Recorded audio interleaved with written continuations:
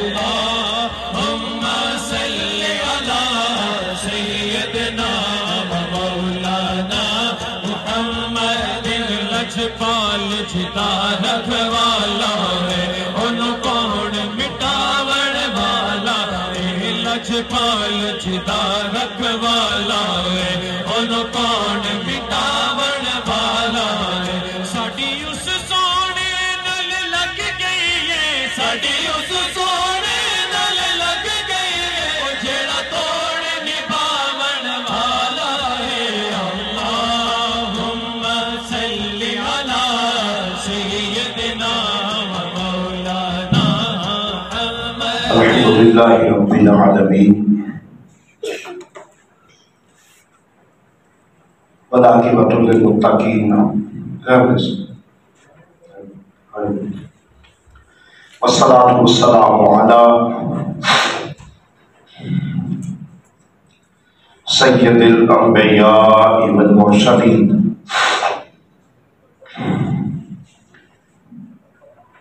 وعلی آلہ وصحبہ اجمعین اما بعد فاعوذ باللہ السمیع العلیم من الشیطان الرجیم بسم اللہ الرحمن الرحیم یا ایھا الذین آمنوا توبوا الی اللہ توبۃ نصوحا عسى ربكم أن يكفر عنكم سيئاتكم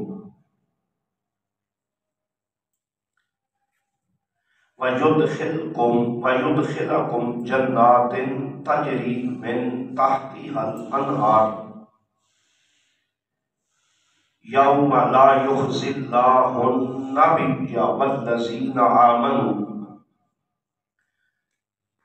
والذين آمنوا معه نورهم يسعى بين أيديهم وبأيمانهم يقولون ربنا أتمم لنا نورنا واغفر لنا إنك على كل شيء قدير آمنت بالله صدق الله مولانا العظيم ان اللہ وملائکتہ یصلون علی النبی یا ایھا الذین آمنوا صلوا علیہ وسلموا تسلیما اللہم صل علی سیدنا ومولانا محمد وعلی آلہ وصحبہ وبارک وسلم مولایا صلی وسلم دائما ابدا علی حبیبک خیر الخلق کلہم یا رب بالمصطفیٰ بلغ مقاصدنا واغفر لنا ما مضى یا واسع الکرم مولایا صلی وسلم دائما ابدا علی حبیبک خیر الخلق کلہم صلاۃ و سلاما علیک یا سیدی یا رحمۃ للعالمین وعلی آلک و صحبک یا جد الحسن والحسین اللہ پاک کی حمد و ثنا اس کے پیارے حبیب مکرم علیہ الصلوۃ والسلام کی تعریف و توصیف کے بعد اللہ وحدہ لا شریک کا کروڑ لطف و کرم ہے جس پروردگار کی مدد و نصرت اور فضل و کرم سے ہم اللہ وحدہ لا شریک کی رضا اور خوشنودی کے لیے مسجد میں جمع ہے میرا رب ہم سب کا مل بیٹھنا اپنی بارگاہ لازوال میں قبولیت کے شرف سے نوازے، اور ہم سب کو اپنی اور اپنے حبیب علیہ الصلوۃ والسلام کی قربت میں دوام اور استقامت عطا فرمائے۔ میری اور آپ کی ہمارے لیے خوش نصیبی کہ اللہ کریم نے پھر ایک دن رمضان المبارک کا عطا فرما دیا، اور وہ دن نہیں جمعہ المبارک جو عام جمعہ مسلمانوں کے لیے عید کا درجہ رکھتا ہے، چہ جائے کہ جمعہ المبارک اور پھر وہی جمعہ الوداع بھی اللہ کریم ہم سب کے لیے سارا رمضان اور یہ جو چند گھڑیاں رمضان المبارک کی رہ گئی ہیں، یہ سب ہم سب کے لیے باعث خیر و برکت بنائے، اور ہم سب کو پھر اپنی طرف رجوع کی توفیق عطا فرمائے، اور ہم سب سے راضی ہو جائے، اور ایسا راضی ہو کہ پھر یہ محبت و عشق کا تعلق پھر کبھی بھی ختم نہ ہو۔ اسی سلسلہ کے حوالے سے علی صاحب کیا ہوگا جی کیا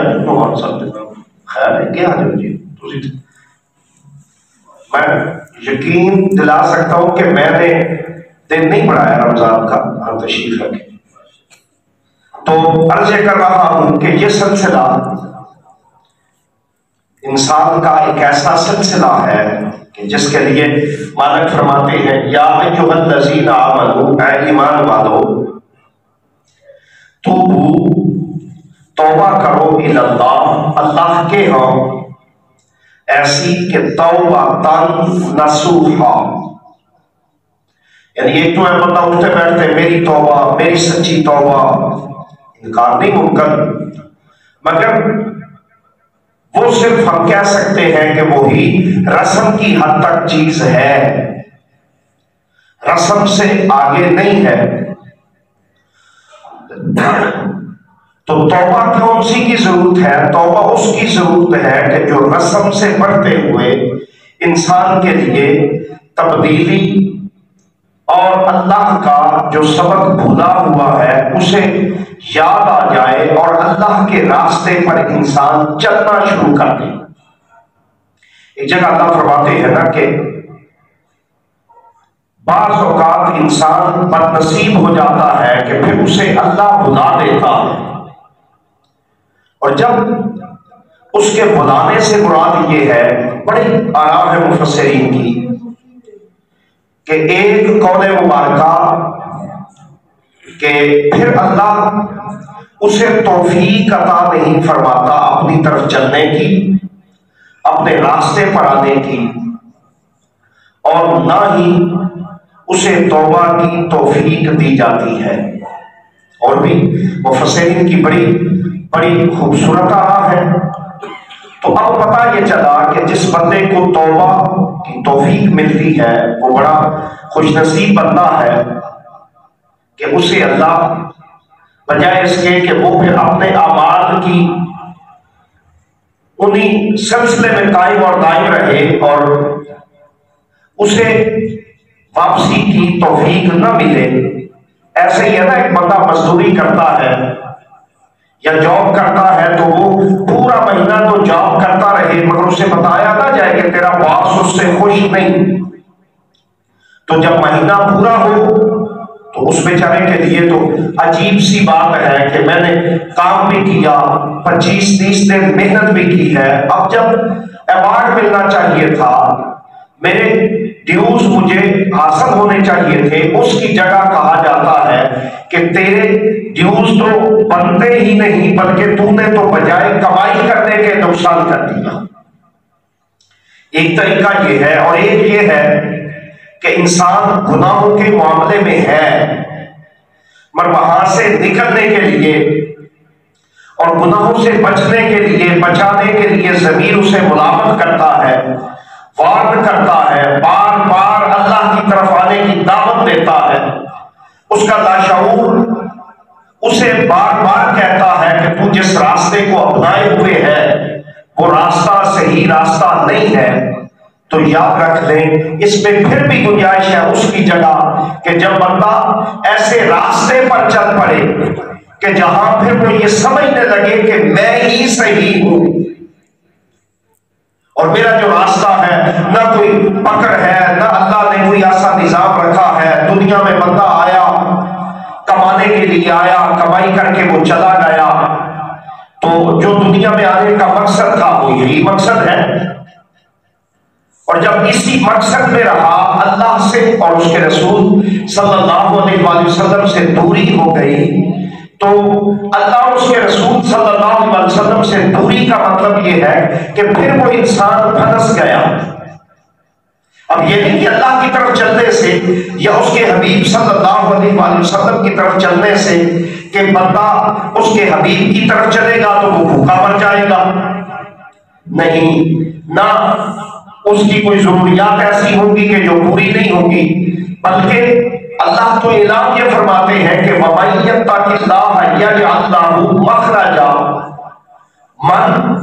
جو یتق اللہ اللہ سے ڈرتا ہے، یجعل لَّهُ مَخْرَجًا اللہ اس کے لیے راستے پیدا فرماتا ہے، اور پھر وَيَرْزُقْهُ مِنْ حَيْثُ لَا يَحْتَسِبُ اور اس کے لیے رزق کا سامان پیدا فرماتا ہے کہ جہاں اس کا گمان بھی نہیں جاتا، جہاں وہ سوچ بھی نہیں سکتا، جہاں وہ خیال بھی نہیں کر سکتا، پر شرط کیا ہے کہ اس کی پھر راتیں من چاہی، اس کے دن پھر اپنی مرضی کے نہ ہو، بلکہ دن اور رات کا تصور اس کی مرضی والا نہ ہو، بلکہ دن اور رات کا تصور پھر وہ تصور قائم کرے کہ جس تصور کی وجہ سے خالق کائنات نے پوری کائنات کو ترتیب دیا۔ مَن يَتَّقِ اللَّهَ يَجْعَل لَّهُ مَخْرَجًا وَيَرْزُقْهُ مِنْ حَيْثُ لَا يَحْتَسِبُ وَمَن يَتَوَکَّلْ پھر اللہ فرماتا ہے، جس کا مطلب یہ ہے کہ تقوی بھی ایمان کا ایک درجہ ہے، تقوی بھی ایمان کی ایک صفت کا نام ہے، مگر اس سے آگے اللہ فرماتا ہے کہ وَمَن يَتَوَکَّلْ عَلَى اللَّهِ کہ بندے تو میرا متوکل بن گیا، میرے پر توکل کرنے والا بن گیا، تو اللہ فرماتا ہے فَهُوَ حَسْبُهُ میں اللہ اعلان یہ فرماتا ہوں کہ میں اللہ تیرے لیے کافی ہوں۔ ان اللہ بالغ امرہ قد جعل اللہ لکل شیء قدرا اللہ فرماتا ہے کہ تو کس سبب اور اسباب کے معاملات میں ہے، اللہ اور اس کے رسول سے تعلق قائم کر۔ اللہ اور اس کے رسول سے تعلق قائم کرنے کا مطلب یہ ہے کہ اللہ فرماتا ہے میں تیری ضروریات، میں تیرے مسائل، میں تیری مشکلات، میں تیری پریشانیاں دور کروں گا، اور ایسے دور کروں گا کہ جہاں سے تیرا گمان بھی نہیں ہوگا، جس کا مطلب یہ ہے کہ اگر مجھے اور آپ کو صرف یہی فکر ہے، فکر کا انکار نہیں، مگر وہ فکر اللہ اور اس کے رسول صلی اللہ علیہ وسلم کے راستے والی بن جائے، وہ فکر اللہ اور اس کے رسول کے لیے بن جائے، وہ فکر میری اور آپ کی جگہ ایسی فکر آ جائے، تو اب یقین کیجئے کہ پھر اس فکر سے وہ تصور واضح ہوتا ہے کہ خالق کائنات حضرت بلال حبشی رضی اللہ تعالیٰ عنہ کو عزت کا وہ مرتبہ اور مقام عطا کرتا ہے کہ امیر المومنین حضرت فاروق اعظم رضی اللہ تعالیٰ عنہ 22 لاکھ مربع میل کا حاکم، اور بلال کو بلال کہہ کے مخاطب نہیں کرتا، حالانکہ حاکم وقت کا رائٹ ہے، وہ جس انداز میں اپنی قوم اور رعایا اور مخلوق کو مخاطب کرے، پر قربان جائے سیرت مصطفیٰ تیرے گوان پر تاجدار کائنات صلی اللہ علیہ وآلہ وسلم اس انسٹیٹیوشن پر کہ جہاں سے صحابہ کو وہ سبق نصیب ہوا، وہ ایجوکیشن، سویلائزیشن، تصور، زندگی گزارنے کا وہ مقام نصیب ہوا کہ امیر المومنین ہوتے ہوئے 22 لاکھ مربع میل کا حاکم ہوتے ہوئے ہونا یہ چاہیے اے بلال میری بات سن، نہیں، وہ امیر المومنین فرماتے ہیں سیدنا بلال رضی اللہ تعالیٰ عنہ بلال تو عام نہیں ہے، میں عمر اعلان یہ کرتا ہوں کہ تو میرا سردار ہے، جس کا مطلب یہ ہے کہ آج بھی جہاں پریشانی بنتی ہے، ہمیں تعویذات چاہیے، ہمیں وہ کوئی دم چاہیے، کوئی ایسا اسم چاہیے کہ جس سے اولاد فرما برداری میں آ جائے، جس سے بندہ جو کرے جو کہے وہ ہوتا رہے، کبھی بھی ایسا ممکن نہیں۔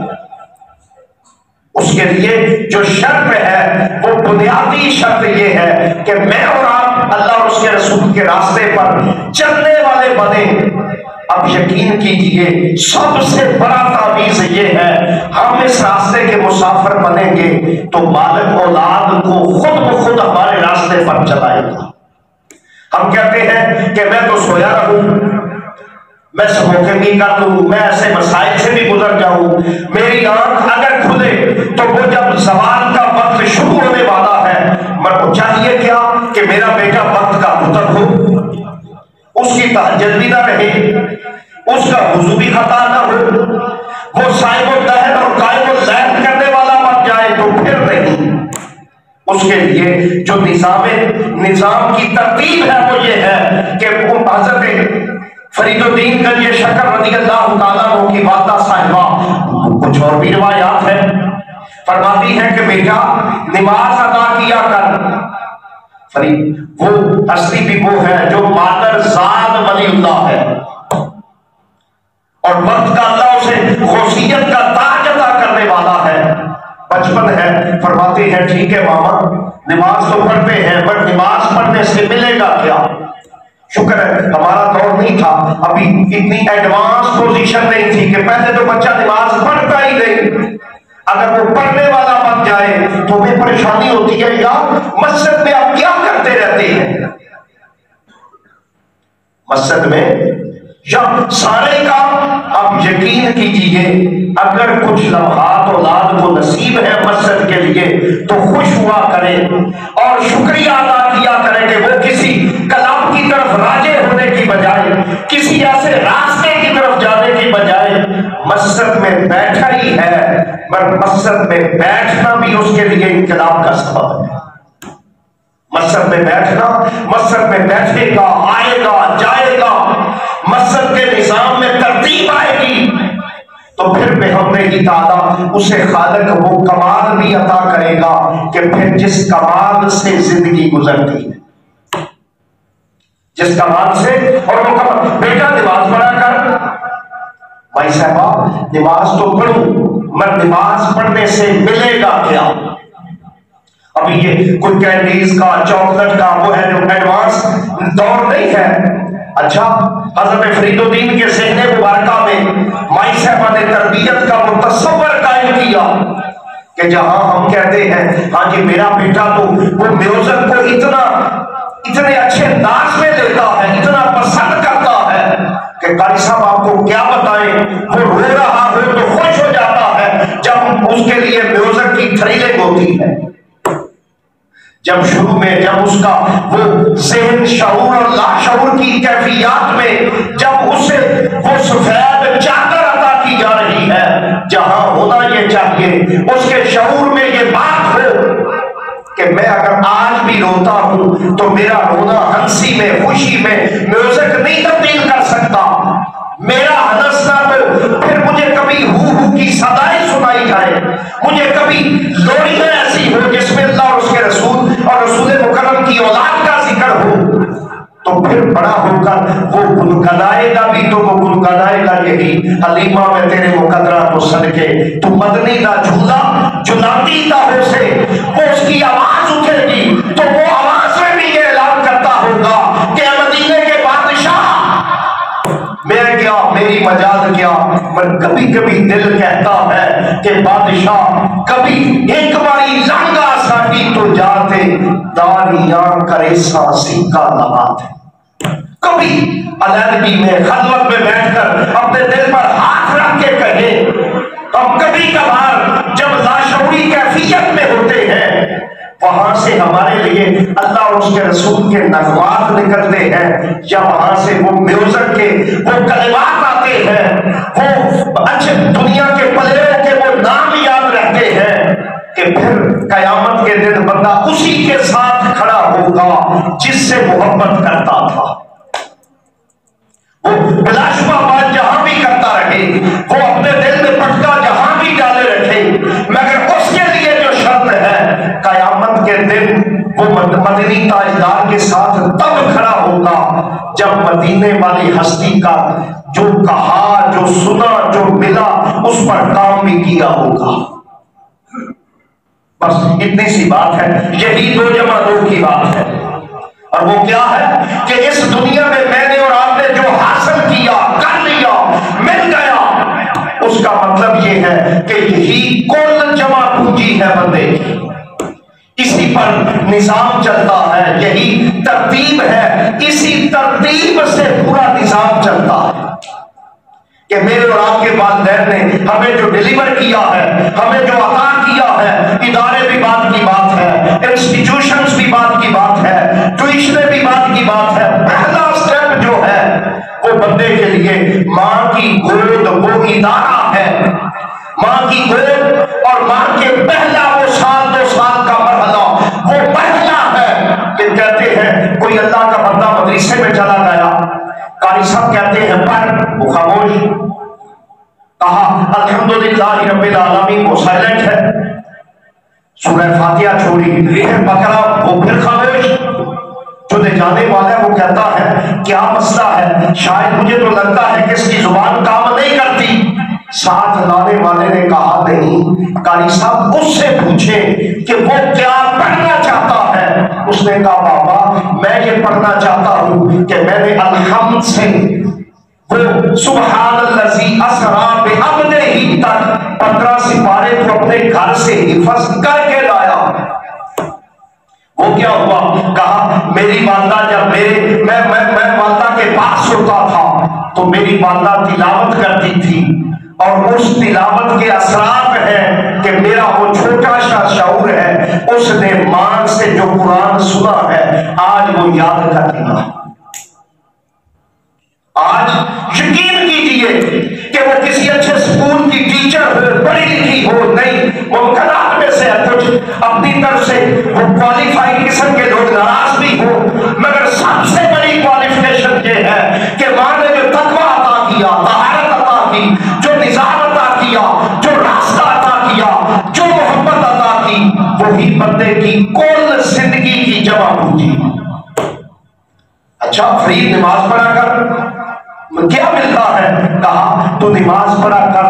اللہ تجھے شکر عطا کرے گا. اللہ تجھے شکر. اب بابا جی نماز ادا کرتے، جب نماز ادا فرماتے، مائی صاحبہ بچپن تھا، بچے تھے، آپ کے مصلے کے نیچے وہ پڑیا رکھ دیتی. بابا جی کہتے موجے ہو گئی جی، نماز بھی پڑھتے ہیں، انعام بھی ملتا ہے. مائی صاحبہ کسی دن بازار تھی، جب بازار میں تھی تو نماز کا وقت ہو گیا، اپنا دامن اٹھا کے کہتی ہے مالک تیرا بندہ ہے، تیری ترتیب ہے، میں نے کہا کہ کچھ اور نہ صحیح تیری بارگاہ میں جھکنے والا بن جائے. مولا آج تک تیری بارگاہ میں جھکتا ہے، اب مجھے خدشہ ہے کہ آج اس کے مصلے کے نیچے میں بازار میں ہوں، پڑیا نہیں رکھ سکتی.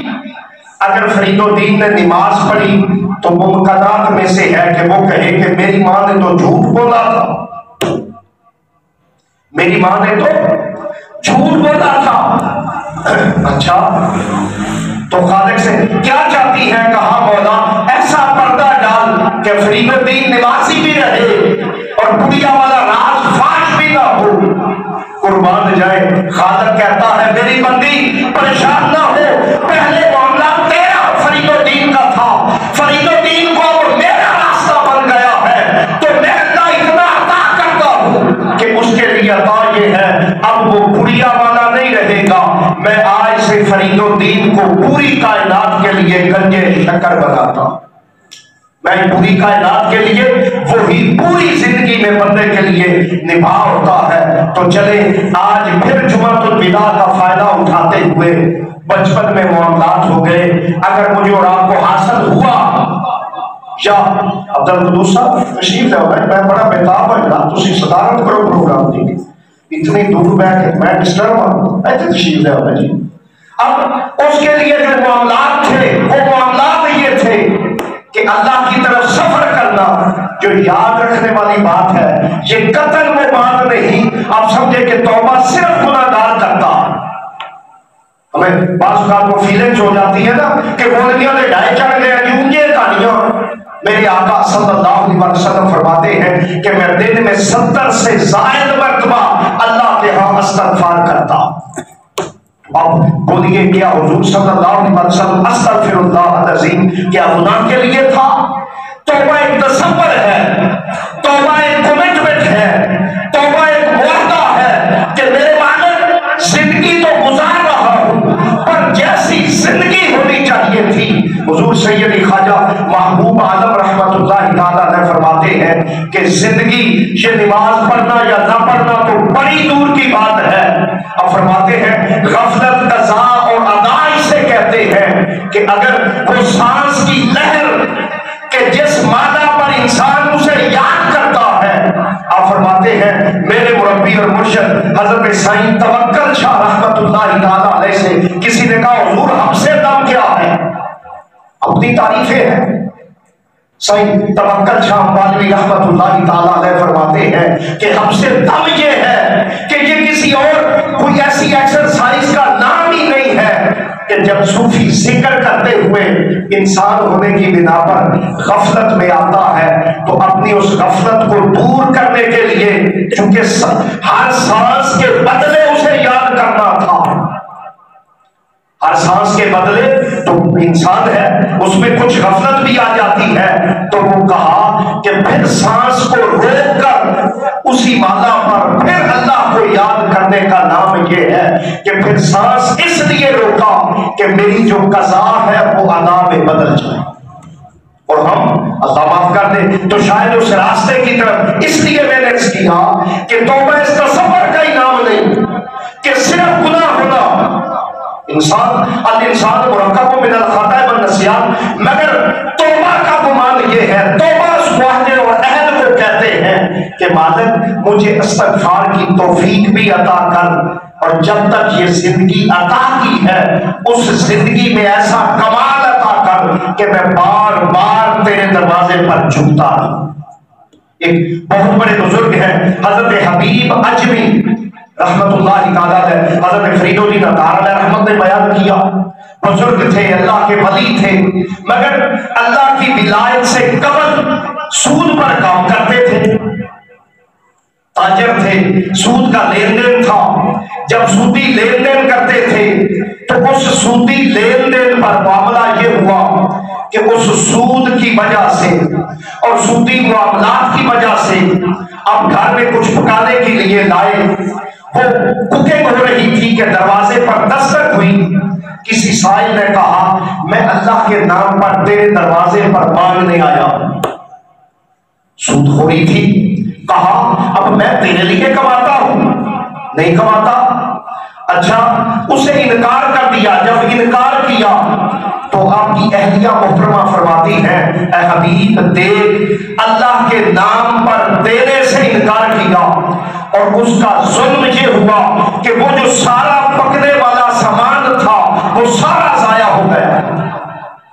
اللہ رحمت حق بہانا بھی جویت بہا نہ بھی جویت، وہ خالق ہے، ایسا رب ہے کہ وہ اس نے کبھی بھی، حالانکہ قہار بھی ہے، اللہ کی صفت ہے، یہ آپ کے سامنے اسماء مبارکہ لکھے ہیں جس میں قہار اس کی صفت ہے، نام ہے اللہ کا، مگر اللہ نے کبھی بھی ذل قہار العظیم اپنے بارے میں نہیں کہا کہ رب وہ ہے جو عظیم قہر والا ہے، حالانکہ اس کی صفت ہے۔ جب صفت ہے تو صفت کی تعریف ہی یہ ہے، اگر وہ اللہ کی ہے تو بہت بڑی ہے۔ کیا کہا؟ اس نے کہا میرے حبیب لوگ پوچھنا چاہتے ہیں کہ وہ رب کیسا ہے، ہونا یہ چاہیے تھا خالق فرماتا وہ جبار بھی ہے، وہ قہار بھی ہے، پھر ذوالقہار العظیم بھی ہے، پر خالق کائنات نے فرمایا نہیں میرے حبیب لوگ میرے بارے میں پوچھتے ہیں تو اعلان یہ کر انہ ذو الفضل العظیم، قہر بھی صفت ہے، جبار بھی صفت ہے، پر اللہ فرماتا ہے کہ میں بہت بڑے فضل والا، میں بہت بڑے فضل والا، ہونا یہ ہمیں چاہیے تھا حبیب اجمی پر عذاب آ جاتا، نہیں، اللہ نے بہانہ بنایا اس کی توبہ کے لیے، بہانہ میچوئل کا معاملہ تھا۔ حبیب اجمی کے دل کی دنیا تبدیل ہوئی، خالق تو اتنا کریم ہے، تو اتنا عظیم رب ہے کہ میں قدم قدم پر تجھے ناراض کرتا ہوں، مجھے اپنی دولت کا، اپنے اسٹیٹس کا، اپنے بڑا ہونے کا بڑا مقام حاصل ہے، میں ہر قدم پر جب تجھے ناراض کرتا ہوں تو پھر میں اعلان یہ کرتا ہوں آج سے یہ ساری وہ زندگیاں ختم ہو گئی، میں اس راستے کو اپنانے کی کوشش کروں گا جس سے تو راضی ہو جا، جس سے تو۔ حبیب اجمی رحمت اللہ تعالیٰ نے توبہ کی، توبہ کے لیے چلے، جب راستے میں آئے کچھ بچے تھے انہوں نے مذاق اڑایا، حبیب اجمی رحمت کہتے ہیں مولا میں گناہگار ضرور ہوں، سفر کیا، توبہ کی، حبیب اجمی جب واپس آئے ابھی واپسی کا سفر شروع نہیں ہوا تھا، وہی بچے جنہوں نے مذاق اڑایا تھا وہی بچے ہیں، وہی گروہ اور قافلہ ہے، پر حبیب اجمی جب راستے پر واپس آئے وہ مذاق اڑانے کی بجائے اعلان یہ کرتے ہیں کہ لوگوں پہلے حبیب سود خور تھا، اب حبیب اللہ کا بندہ بن کے آ رہا۔ اتنا وہ سفر تھا کہ جہاں سے چلے جس طرف چلنا تھا، توبہ کہتے ہی اسے ہے کہ بندے کا، میں نے پچھلی دفعہ کہا تھا بندے کا جب دل ٹوٹتا ہے شرط صرف یہ ہے کہ اس کا دل ٹوٹے،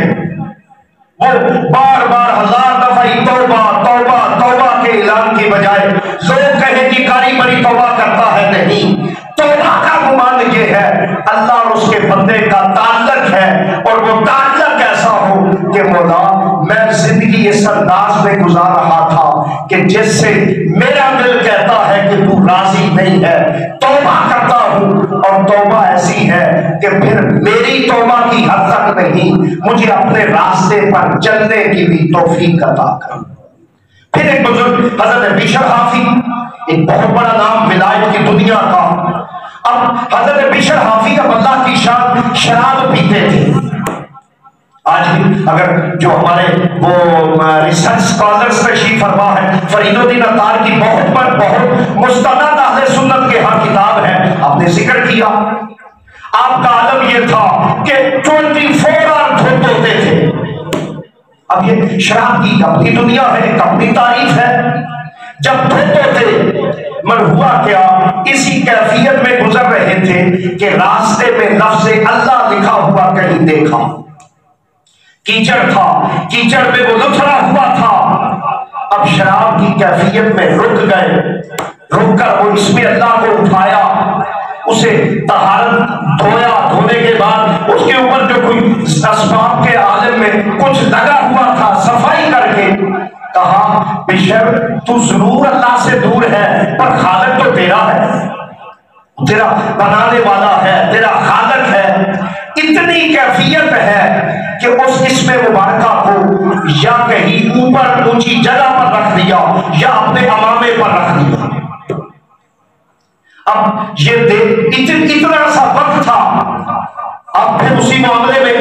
وہاں جہاں سے کہیں وہ کوئی پٹی لگی تھی، کوئی ایسا معاملہ تھا جہاں رہتے تھے وہیں وہ تھے، مگر ہوا کیا، بشر حافی کا ایک ہمسایہ تھا جو اللہ کا مقرب تھا، اسے کوئی ہستی ملی، اس نے کہا اعلان یہ کر دے اللہ کی طرف سے مجھے علم یہ ہوا ہے، عطا یہ ہوئی ہے کہ بشر حافی اللہ کے دوستوں میں شامل ہے۔ وہ نیک آدمی تھے، اٹھے، کہا انا للہ و انا الیہ راجعون، مجھے آج کیسا خواب آ گیا۔ بشر کہا وہ جو ہر وقت شراب میں رہتا ہے، وہ جو ہر وقت شراب پیتا رہتا ہے، شرابی شخص ہے، یاد رکھ لے اس سے یہ مطلب نہیں نکلتا کہ کوئی شراب کی فضیلت ہے، ہم انسان ہے اللہ شعور سے کہاں لے جائے، اس میں صرف کمال یہ ہے کہ میں نے عرض کیا توبہ کہتے ہی اسے ہے کہ جب بندہ معاہدہ کر لے وہ رو پڑا، جب دل سے آنسو نکلے ان آنسوؤں کی اللہ قیمت ادا یہ کرتا ہے کہ بشر حافی شراب خانے میں رہتا ہے، مگر اعلان یہ کر دیا کہ بشر میرے دوستوں میں شامل ہے۔ پھر ایک آدھ رات گزری، پھر رات خواب میں کہ کل بھی بابا تمہیں کہا تھا کہ وہ اللہ کا دوست ہے، پھر اٹھے انا للہ و انا لا حول ولا قوۃ پڑا، دو نوافل ادا کیے، یار یہ کیسے ممکن ہے؟ پھر سائلنٹ ہو گئے، پھر ایک آدھ دن گزرا، کہا تمہیں کہا تھا جو پیغام آتا ہے اس پر کرنے کا نام دوستی ہے۔ اب اللہ کا بندہ تھا بیچارہ، گھر سے اٹھے، بشر حافی کے گھر گئے، دستک دی، کون؟ بھائی میں کون ہوں، اسے چھوڑے، میں بشر سے ملنا چاہتا ہوں۔ اچھا کیا کام ہے؟ جو لوگ کوئی باہر ہے تو کہا لگتا تو مولوی ہے، اچھا بندہ لگتا ہے، پر بشر سے کیا کام بتاؤ؟ کہا میرا اس کا معاملہ ہے۔ اچھا اگر ملنا چاہتے ہیں تو وہ بیچارہ گھر نہیں ملتا، وہ وہاں وہ شراب خانہ جو ہے وہاں ملے گا۔ وہاں گئے، دستک دی، من نقل بام، کس نے دستک دی ہے؟ کہا مجھے چھوڑو، میں اللہ کا پیغام لے کے آیا ہوں، اور وہ پیغام یہ ہے کہ بشر سے ملنا۔ اچھا کہتے ہیں کہ بشر حافی وہیں کہیں سن رہے تھے، جب اللہ کا نام سنا کیفیت بدلی، ترتیب تبدیل ہوئی۔ اچھا یار میں اتنا گناہگار شخص، میں ایسا غلط راستے پر مس گائیڈڈ پرسن، اور میرے اللہ نے میرے لیے پیغام بھیجا ہے، جوتا نہیں پہنا تھا، دوڑے دوڑے شراب خانے سے باہر آئے۔ بابا کہیں بھول تو نہیں گئے؟ کہا نہیں۔ کیا کرنے آئے ہو؟ تمہیں ملنے آیا ہوں۔ کیا کام ہے؟ کہا کام یہ ہے کہ تیرے لیے اللہ کی محبتیں لے کر آیا۔ اچھا جوتا نہیں پہنا تھا، کہا تو مجھے جانتا ہے میں کون ہوں؟ کہا مجھے علم ہے، میری مجال نہیں، میرا کوئی، مجھے تو کہیں سے کہا گیا۔ اچھا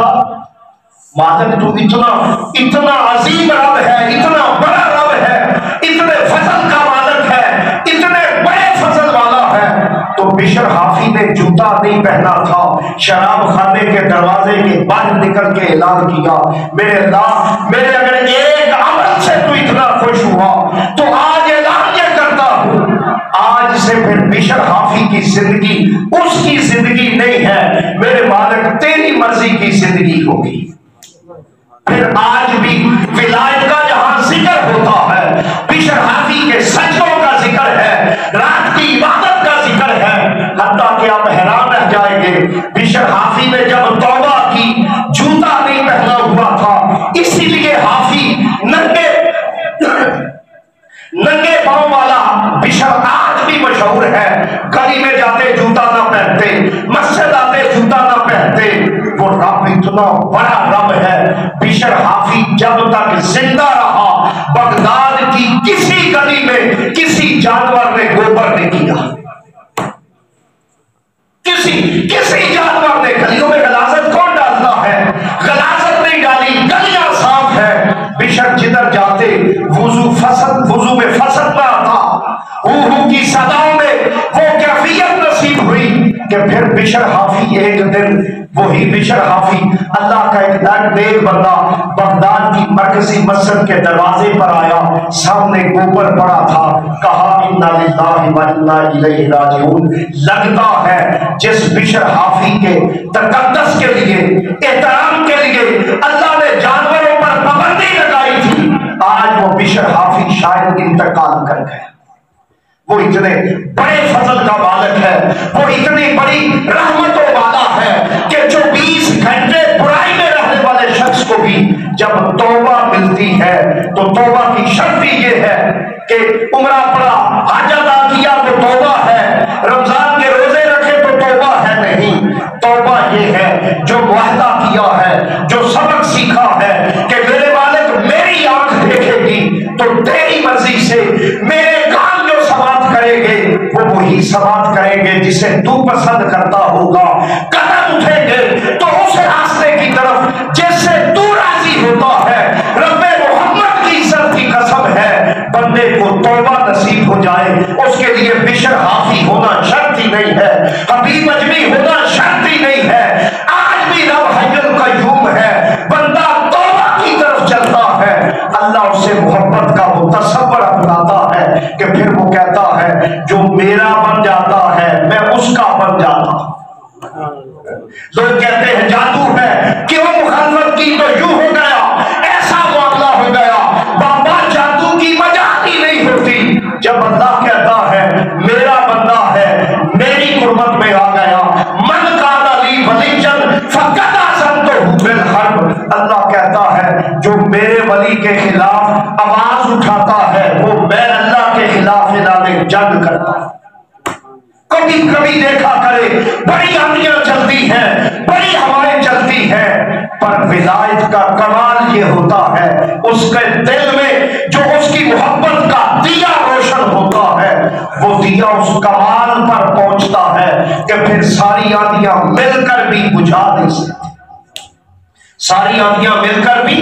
بجھا نہیں سکتی۔ مگر شرط یہ ہے وہ رسم کے لیے نہ ہو، دکھاوے کے لیے نہ ہو، آنکھوں سے آنسو لوگوں کے لیے نہ ہو۔ کبھی کبھی چپکے میں بیٹھ کر بندہ بیماری کے لیے، اولاد کے لیے وہ رونا بھی حق ہے، اللہ کی محبت میں روئے۔ اب یقین کیجئے اس رونے کا کمال یہ ہے کہ اللہ اسی میں فرماتا ہے عسیٰ ربکم ان یکفر عنکم سیئاتکم، قریب ہے اللہ تیرے گناہوں کو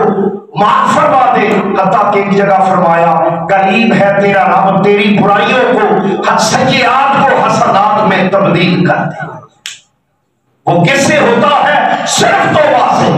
اور توبہ کا مطلب ہی یہ ہے کہ مالک جو گھڑیاں گزری ہیں جو تجھے پسند نہ آئی، جو تیرے راستے میں نہ گزری، ان گھڑیوں سے گزرتے ہوئے دل چاہتا ہے کہ دل میں پھر کسی کی محبت نہ ہو، پھر کسی اور کی چاہت نہ ہو، یہ کسی اور کے لیے دھڑکتا نہ ہو، اس میں تیری محبت کا وہ دیا روشن ہو کہ پھر جس دیے سے دنیا منور ہوتی۔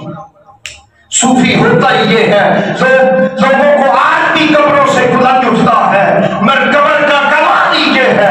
داتا حجویری لاہور ڈیرا لگا کے بیٹھا ہے، آج بھی درجنوں اشروں سال بیت گئے، مگر داتا حجویری آج قبر میں ہونے پر بھی لوگوں کو ہدایت دیتا۔ یہی کمال ہے۔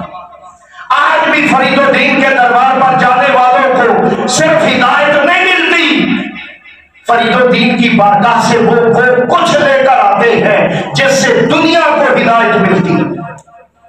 ہاں، دل میں وہ برائی کے لیے وہ جب کیفیت آتی ہے، اس کیفیت سے ایک وقت تھا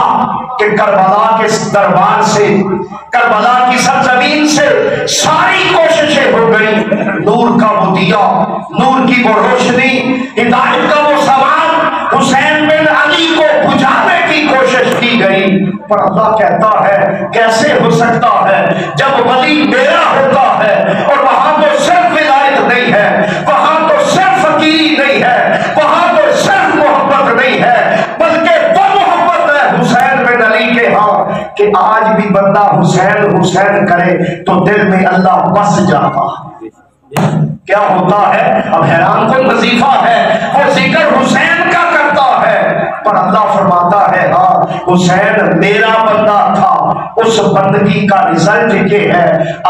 تیرے دل کو وہ جلا بخشتے ہیں، وہ کمال بخشتے ہیں، وہ عزت اور احترام بخشتے ہیں کہ مارنے والے، جنگ کرنے والے اب بڑے پڑھے لکھے لوگ بیٹھے ہیں میری نظر میں، جہاں کئی لوگ شاید حمایتی بھی ہوں، مگر امام حسین کے مقابلے میں آنے والے سپہ سالار کا نام نہیں آتا ہوگا، بادشاہ کا نام نہیں آتا ہوگا، مٹ گئے، مٹتے ہیں، پر قربان جائے جس کی جنگ، جس کی محبت، جس کا تعلق اللہ کے لیے تھا، اس میں اللہ نے کمال یہ رکھا، بندہ پڑھ بھی ہو، کسی چوک میں کھڑا ہو، اس سے پوچھے حسین کون ہے، وہ کہے گا زیادہ تو نہیں پتا، اتنا پتا ہے میرے دل میں جو صدا اٹھتی ہے اس کے مالک کا نام حسین۔ سبحان اللہ۔ اس کے یہ کیسے ہوتا ہے؟ یہ ایسے ہی ہوتا ہے کہ بس یہ دل میں اللہ نور السماوات والارض مثل نورہ کمشکاۃ فیہا مصباح، اللہ فرماتا ہے تیرے دل میں، تیرے دل کے اندر ایک خانہ رکھا ہے، وہاں کچھ اور نہ سجا، میرا نور سجا، میری محبت سجا، میری محبت اور نور سے تعلق قائم کر، تیرے دل کو وہ جلا بخشے گے کہ میں نے اور آپ نے عبد القادر کا نام سنا ہے، دیکھا نہیں ہے، زیارت بھی شاید نہ ہوئی ہو، پر کمال کی بات ہے کہ اس کمال کا فائدہ یہ ہے کہ اب بھی عبد القادر کا جب نام آتا ہے بندے کا سر عقیدت اور غلامی کے لیے غوث کے دروازے پر جھک جاتا ہے۔ کیوں؟ حالانکہ روکنے والے بھی، وہ گن پوائنٹ والے بھی، کیا ملتا ہے، کیوں جاتے ہو؟ ہاں، ولایت کے سلطان بہو نے کہا چھوڑ ان باتوں کو، میں تجھے بتاتا ہوں۔ ولایت کا سلطان کہتا ہے سن فریاد میری پیران دیا پیرا تے عرض سنی میری کل دھر کے ہوں۔ یہ جو موجودہ دور میں فیس بک پر سکالر ہے، یہ تو بہو کی جوتی تک نہیں پہنچتے، اور وہ بہو کہتا ہے کہ تن میرا چشمہ ہوئے، میں چشمہ بناتے ہوئے غوث کے دربار پر جاتا ہوں۔ کمال یہ ہے کہ میرے انگ انگ میں غوث کی محبت بس جاتی۔ میرا کلام نہیں ہے، میرے استاد کا بھی نہیں ہے، آج بھی ابیات بہو جو آج سے 200 سال کے قریب پہلے چھپا اسے اٹھا، جس کا مطلب یہ ہے کہ یہ دل اللہ نے بنایا اپنی محبت کے لیے، اپنے بندوں کی محبت کے لیے۔ جب وہ دل میں آ جاتے ہیں پھر دل میں وہ نور آتا ہے کہ پھر آنے والوں کو بھی نور ملتا ہے۔ اللہ مجھے اور آپ کو صحیح معنوں میں توبہ کی توفیق عطا فرمائے اور اپنے نیک بندوں کی سنگت اور مائیت عطا فرمائے، اس جہان میں بھی، قبر میں بھی، حشر میں بھی۔ میرا رب ہم سب کی رمضان المبارک کی کوششیں، کاوشیں اپنی بارگاہ میں قبول فرمائے، اور آج کے جمعۃ المبارک کا صدقہ ہم سب سے خوش ہو جائے۔ وما علیہ الا البلاغ۔